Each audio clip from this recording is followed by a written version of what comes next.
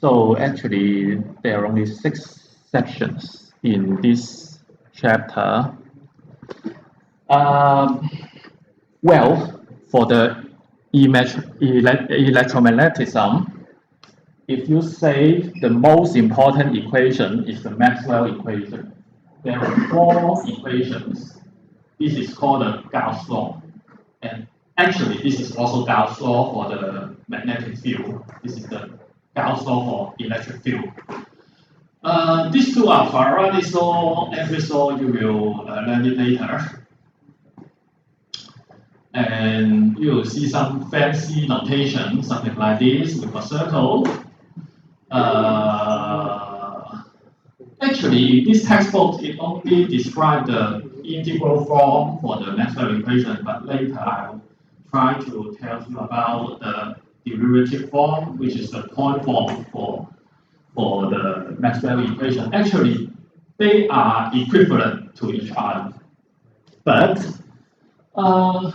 for calculation, you can calculate the integral, but it is more difficult to calculate the field for the divergence and convergence. I think you have not learned it yet. Well, actually, in this textbook, it does not use D.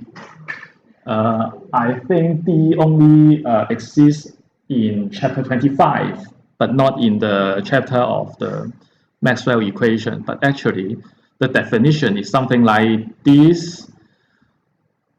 For epsilon 0, it is referring to the free space, which means the vacuum space, 真空状态，或者 or if there are air, is similar to free space or vacuum.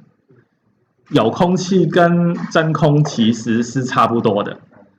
But if there are some dielectric, then this term can consider the dielectric constant. So using the D may be a little bit simpler, but actually, I think you need to know on top. Overall, we need to learn all of them. Although I didn't say other formula are not important, other are still important. But if you need to describe electromagnetism in a equation, it is Maxwell equation. So in this chapter, we will define a term called electric flux. Electric flux means that, okay, in the previous chapter, we know that we have electric field. We have electric field. So electric flux means that within a given area, how many E field going through the area. And for this case, suppose the charge is like this. We have 8 E field pointing outside. Assume for this case, the charge is increased from plus Q to plus 2Q. So we have totally 16 arrow pointing outside. And if the Q is changed to minus 0.5 Q, so only 4 arrow pointing inside. Actually, no matter what the radius you choose, they are still, for example, if you have a radius like,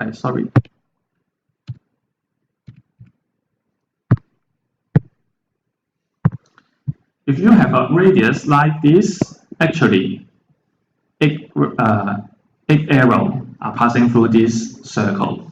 If you choose a radius like this, also 8 arrow is going through this circle. So we want to count how many E field crossing a certain area instead of knowing the E field at a certain point. So this is the concept for the electric flux. Electric flux is the E field. It should be inner product with the infinite small area of the area you're concerned. So this is the electric flux. The dot product means that only the parallel component counts the only this component counts. Maybe I change the color. Only this component counts. For the E pointing this direction, it didn't count on the electric flux. So for dot product, it is something like E times delta A times the cosine theta.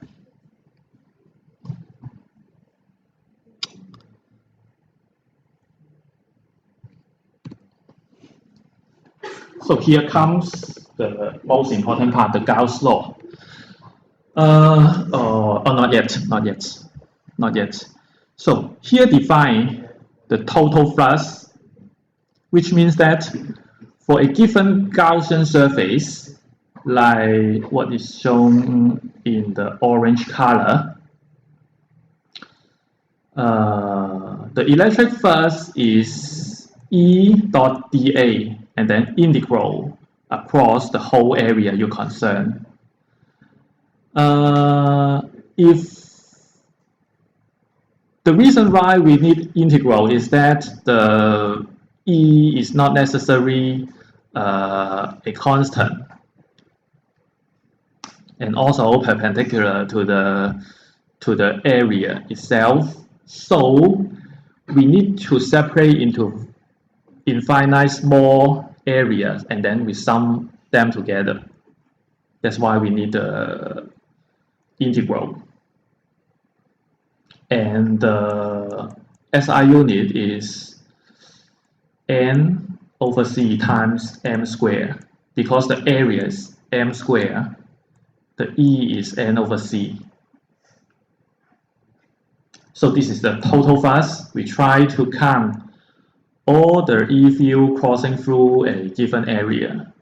And here we have the net flux. Net flux means that the given area is a closed surface, which means that this is closed, this is not closed. Very simple. So for closed surface integral, we draw a circle here. That's what the circle means.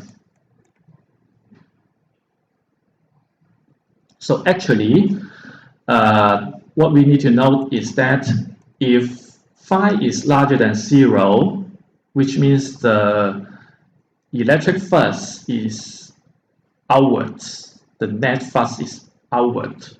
Maybe some are pointing outside, some are pointing inside, and they cancel each other. But overall, if the flux is larger than 0, the net flux is pointing outward. On the contrary, if flux is smaller than 0, it is pointing inward. So,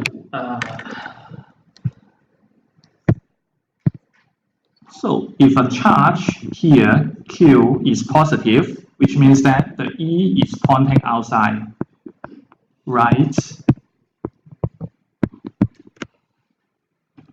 E is pointing outside.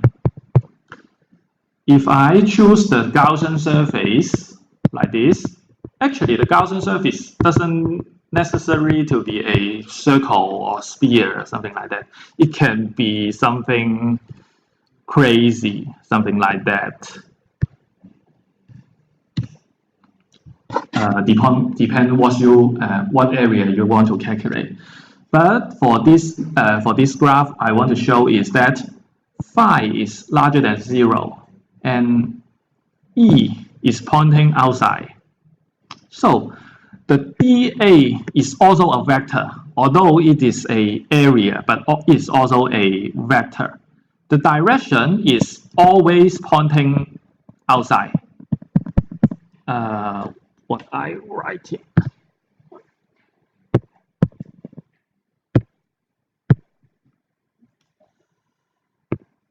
dA. The area is always pointing outward. Here, dA.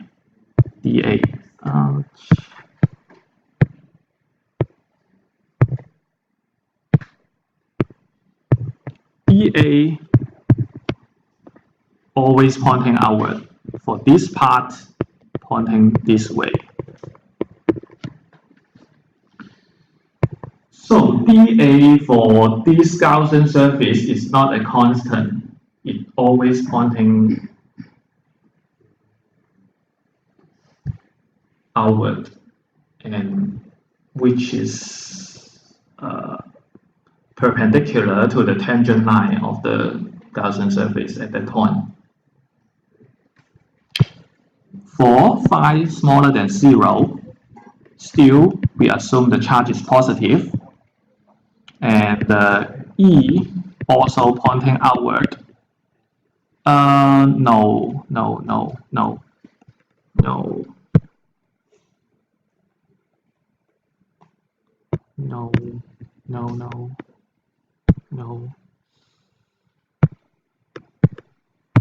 No. For this case, the charge must be negative, so that the E field are pointing inward. E field pointing inward. Similarly, we have the Gaussian surface like this. Actually, this is just a cold surface, but it has a fancy name called Gaussian surface. Still, here we have the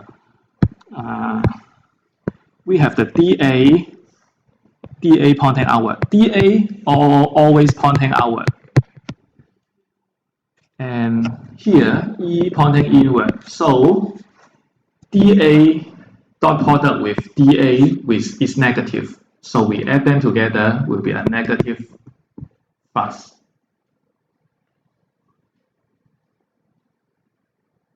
So, this concept is very important. dA always pointing outward.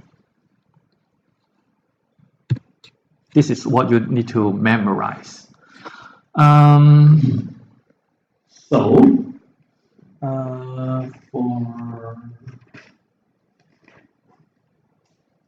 For this, okay. So for this sample example, a Gaussian surface is the form of a cylinder. This orange guy is the Gaussian surface. You can pick any shape you like. This cylinder has a radius r.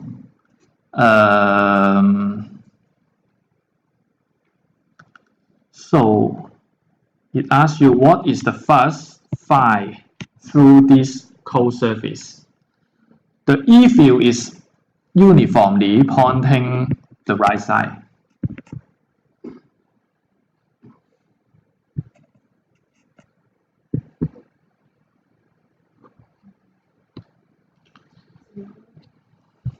So the circle on the left side is called A, the circle on the right side is called C, and then the side we call B.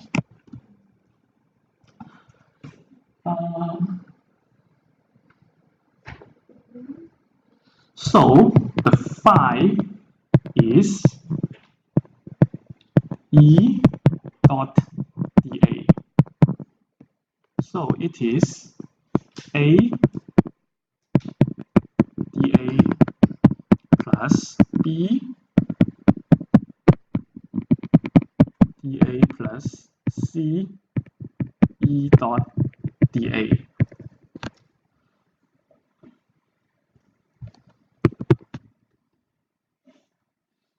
Actually, for A and C, we can consider it first.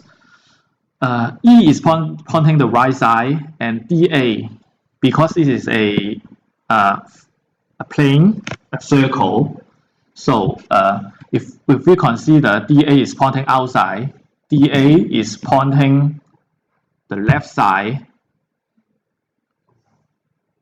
So E and DA are pointing to the opposite direction. So this term will be just minus EA.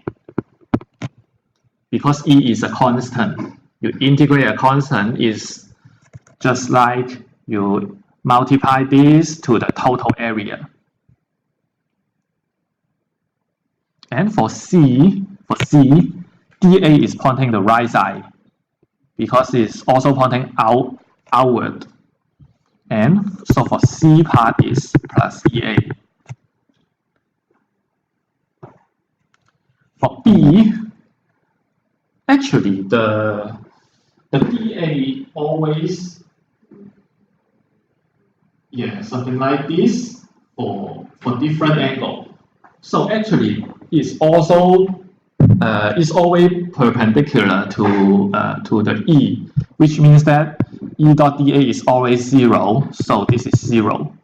And minus EA plus 0 plus EA is 0.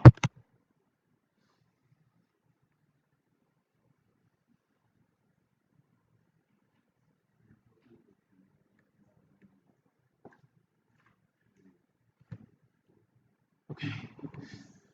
So for the second one, okay. So the E field is defined like this. It is a little bit tricky. 3x is related to the x-axis, and it has two components. 3x is pointing to the x-axis. 4 is in the y-axis. So this is a cube, so it has 6 faces, right, like a dice.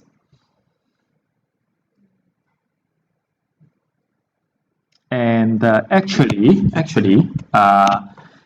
for this question, it wants us to calculate the electric flux through the right face. For next page will be left face and top face. Actually, it's not too difficult. Write E dot dA is the flux we want to calculate.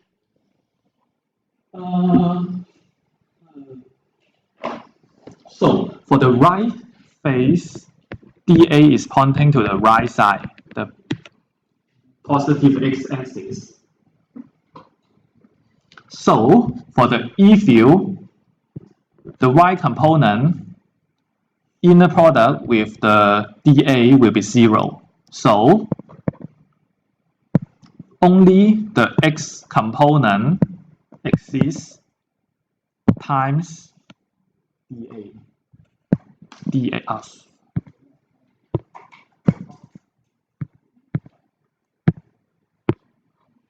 dA, right?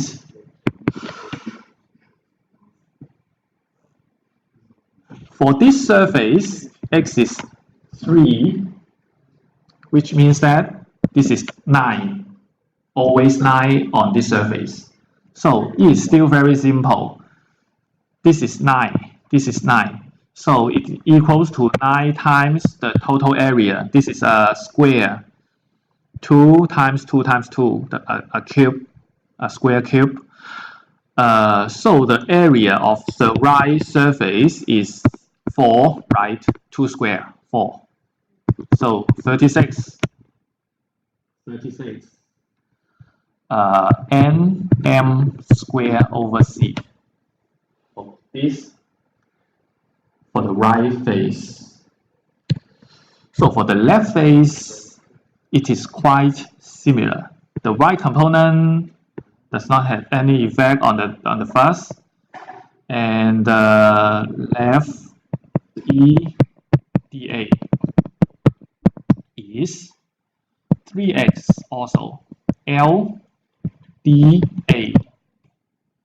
Actually, DA is pointing to the left side, so we have a negative sign here.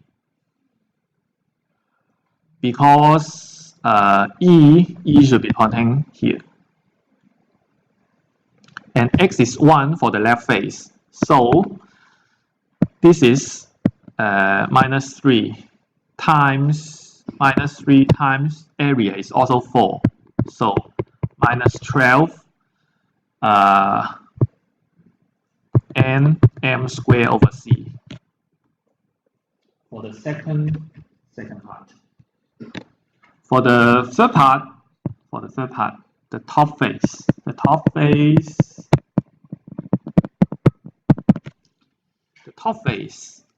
okay, DA is something like this. So this one is different. For the X component, it don't have any effect on the flux because the X component pointing this way. So dotting DA is 0. So the rest of the E field is 4 DA top. The right component. Yes, this is Y component. Y component. So EY pointing. This is 4. So 4 times 4. Area is also 4. So 16 nm squared over c. Done. Okay. This time really the Gauss law. So the Gauss law has two forms. The first form is something like this. Epsilon 0 times phi equals the Q enclosed. So just now we need to choose a Gaussian surface, which is a closed surface. For the Gauss law, what it concerns is the charge enclosed, the total charge enclosed by the Gaussian surface. The charge outside the Gaussian surface does not involve here. Similarly, as we know, phi is something like this. The closed surface integral, something like this. Substitute the phi for 23.6. It is something like when you are in high school, you learn F equals ma, and then you can only find F if you know M and A. If you know F and A, you can find M. If you know F and M, you can find A. So you just calculate some stupid multiplication or division. And actually, how you use F equals ma is usually you write it as F equals ma x double dot, something like this. F equals ma. Usually, your mother may know F equals ma, but she may not know F equals mx double dot because it's a differential equation. But actually, if you really need to use F equals mx double dot, you can calculate the differential equation just like what you did in the circuit analysis. And then you can calculate some fancy stuff, not just only doing stupid multiplication or division. Simply like this. If you want to make it more simple, it's like this. But actually, usually we use it like this. So here we want to explain is that in this graph, it shows four Gaussian surface. S1 is this one with dark color. So this Gaussian surface encloses the positive charge. So the net flux for this Gaussian surface is positive because this is a positive charge. The negative charge outside doesn't really matter. Even though it is very large, it doesn't matter because a simple explanation is that the E field generated by this one will be something like pointing towards the negative charge. And actually, this stuff is negative for this Gaussian surface. This is positive, and they will always cancel. I cannot prove it to you, but just believe it.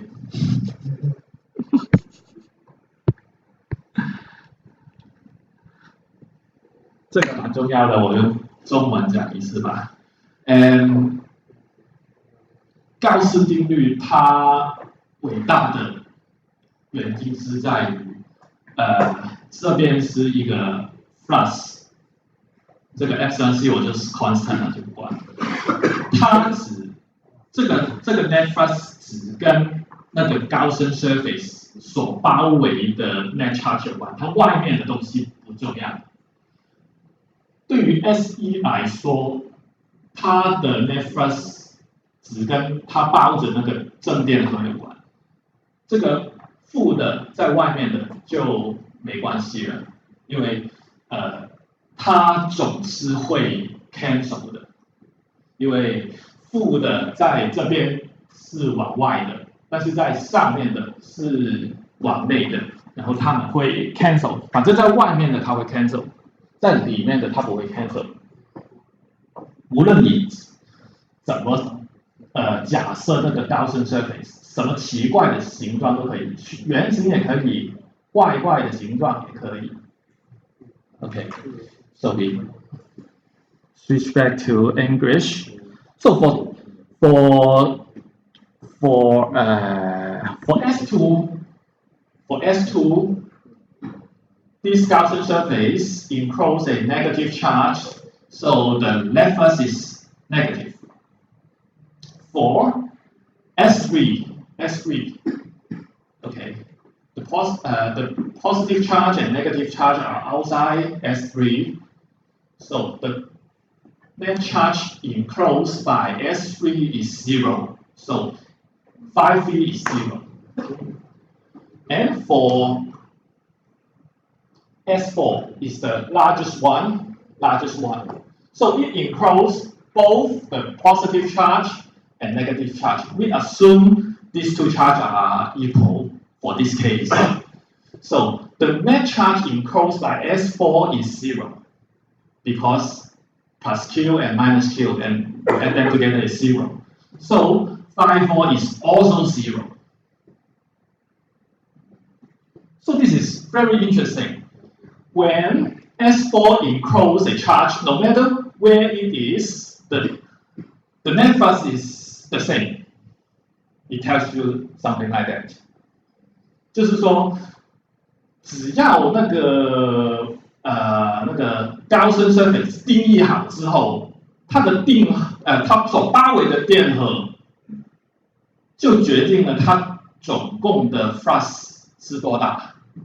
无论那个电荷是分散的还是在哪里的都一样，这个是它神奇的地方。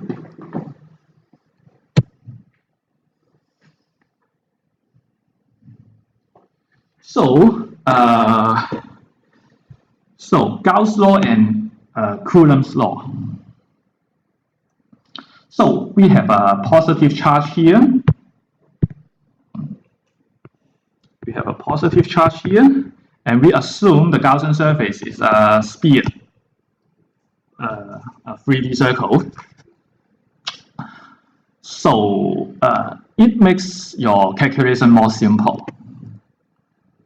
So for the Gauss law, it written like this, and as we know, E is always parallel to the dA, because E pointing here, dA is also pointing here. So it's just EDA, which means EDA cosine 0 degree. So it's like this. And we know as it is a sphere, which means a 3D circle. So the E field, the magnitude of the E field are the same on this Gaussian surface. So E is a constant considering this integration. So E can be factored out. So we need to calculate this part, which is a surface area of a sphere, which is 4 pi r squared. 4 pi r squared, very fundamental. I suppose you have remembered it in your high school. For the volume, this is 4 over 3 pi r cubed.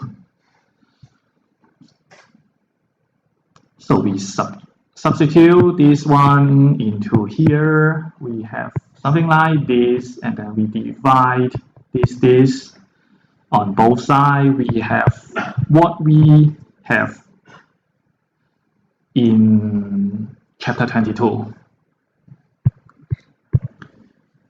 Which means that Gauss law is compatible with this one. It can derive what Coulomb's law can derive.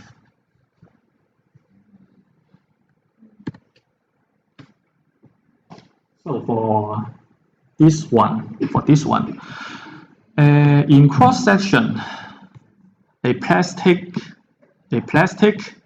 spherical shell 是一个壳 with uniform charge Q 在这个壳上面 minus 16 E, and the radius R is 10 centimeters.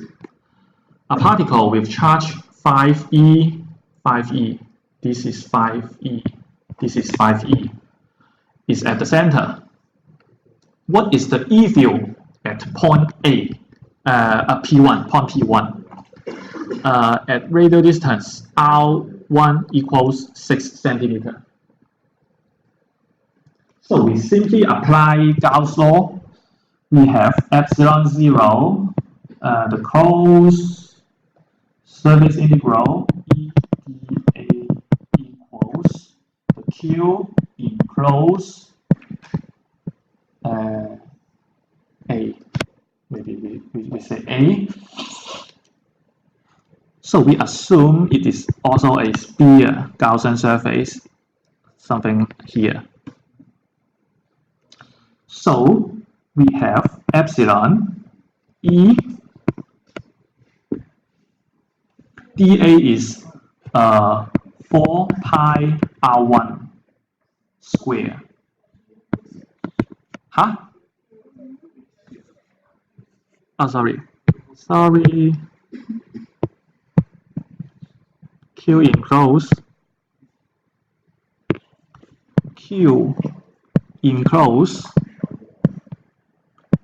A. Q enclosed A. For A.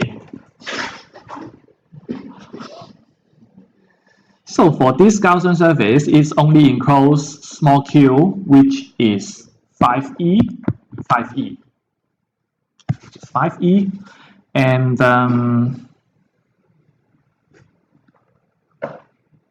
so E is 4 pi epsilon 0 times 5e r squared. I don't substitute the number, and actually you can do it yourself, and the answer is like this, or you can write it like this 10 to minus 6 is mu, 10 to minus 9 is small n, 10 to minus 12 is p, 10 to minus 15 is f.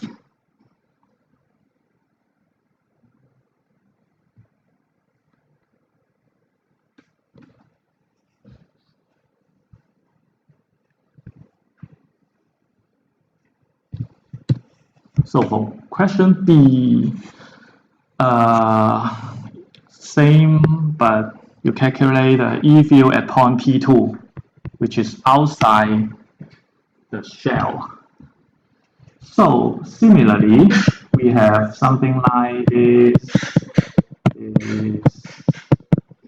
equals Q enclose B. And well, actually, this is the same on the left hand side. 4 pi r equals but the Q in charge is the total charge for small q and capital Q. So this is minus 16e plus 5e, which is minus 11e, right?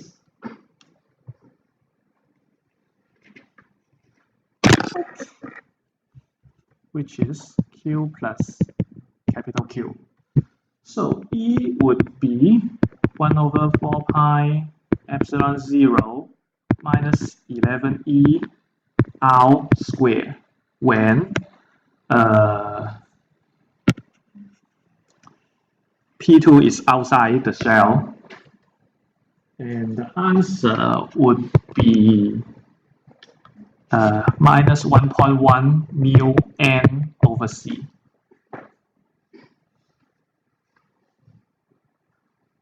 So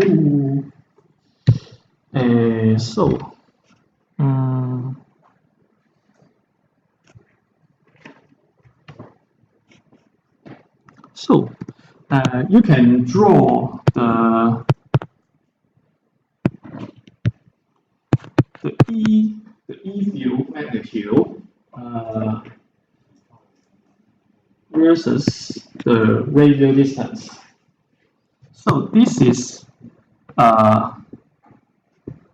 5e over k times 1 over r squared until 10 centimeter, which is the radius of the shell. And actually it goes here. This curve is minus 11e over k. No, not over k, times k times 1 over r squared. Actually, like this, what we find is something here and here, maybe. I'm not sure.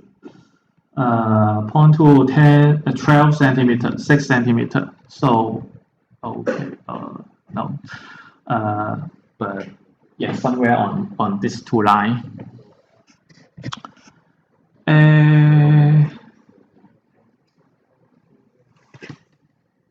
Okay, for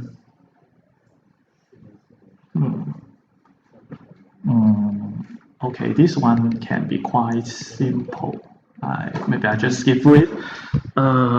Okay. So this section describes the charge, a charge isolated conductor, which means that for this one is a conductor. It has positive charge, and we assume the Gaussian surface is this cylindrical. So according to the Gauss law, and we need to know that the E field inside a conductor is 0. So far, I don't know how to explain it. Maybe there will be some explanation later. But now, keep it in mind, the E field inside the conductor is 0. So for this Gauss law, the only E field countable is on this side, on this circle. So the left side will be epsilon EA and Q enclosed.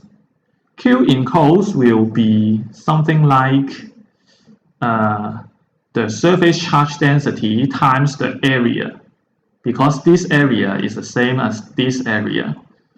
So the area is cancelled. So it turns out that E is sigma over epsilon 0.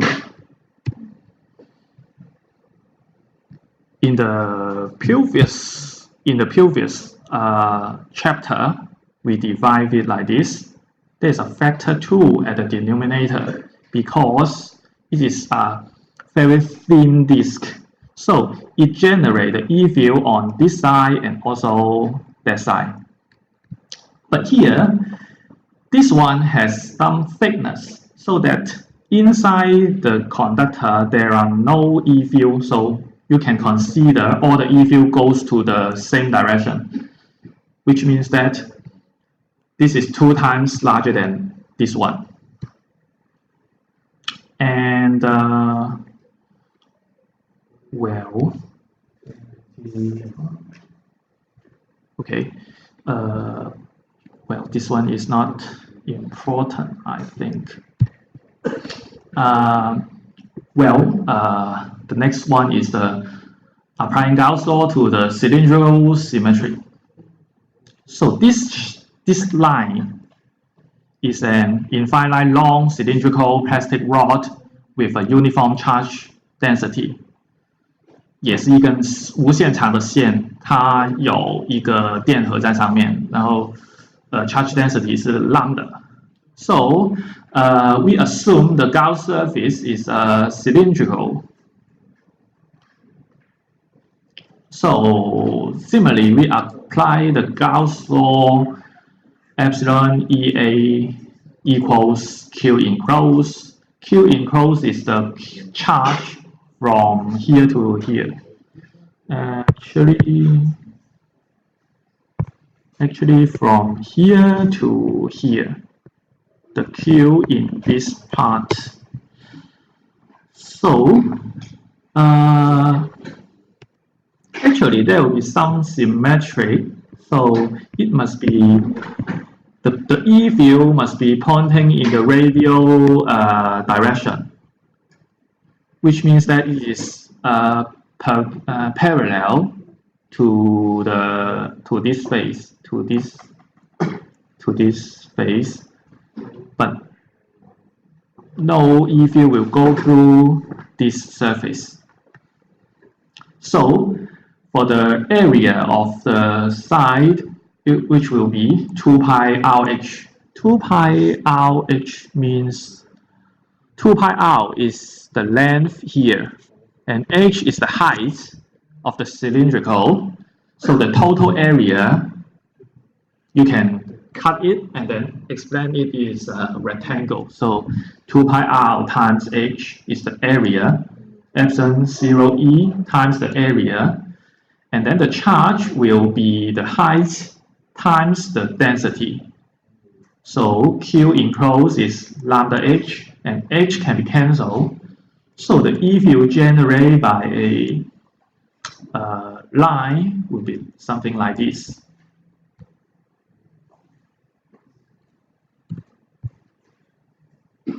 And the next case, planar symmetric for non-conducting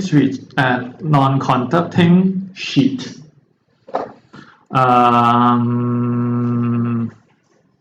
Non-conducting is a very important keyword, and actually for non-conducting sheet, actually it will have E field pointing both sides. So for this Gaussian surface, the area will be EA plus EA times epsilon 0. And the Q enclosed will be the surface charge density times the area.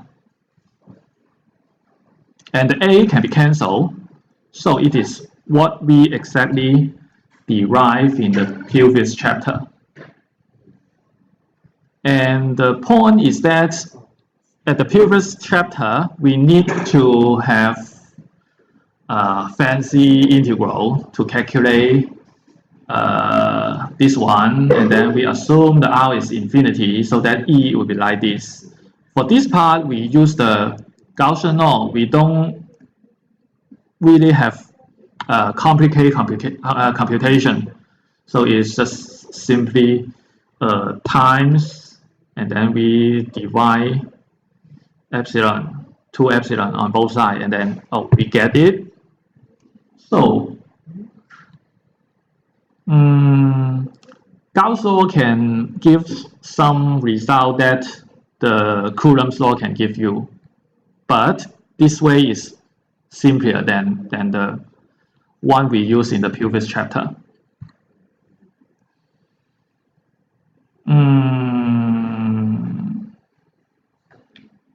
Well, for this case, there are two conducting plates. So for this plate, it has positive charge. The density is sigma 1. For the one on the right hand side, the density is also 1, but it is negative. When they are placed close together, the positive charge and negative charge will attract each other, so that all of them go to the surface close to each other. Then the density, the effective density will become double, because originally the charge are on both sides, and for this case, all the charge go to the inner plate, so that the density become double. And actually, as we mentioned here, the E field is sigma over 2E epsilon 0, and here, well, as now the density become 2 sigma 1, so 2 sigma 1 over 2 epsilon 0, and this one also. So these two E field will add together, so the total E field will become 2 sigma 1 epsilon 0, and sigma is the new surface density 2 sigma 1. So for the parallel plate, the E field will be sigma epsilon 0, which is a old friend for you, which is the capacitor.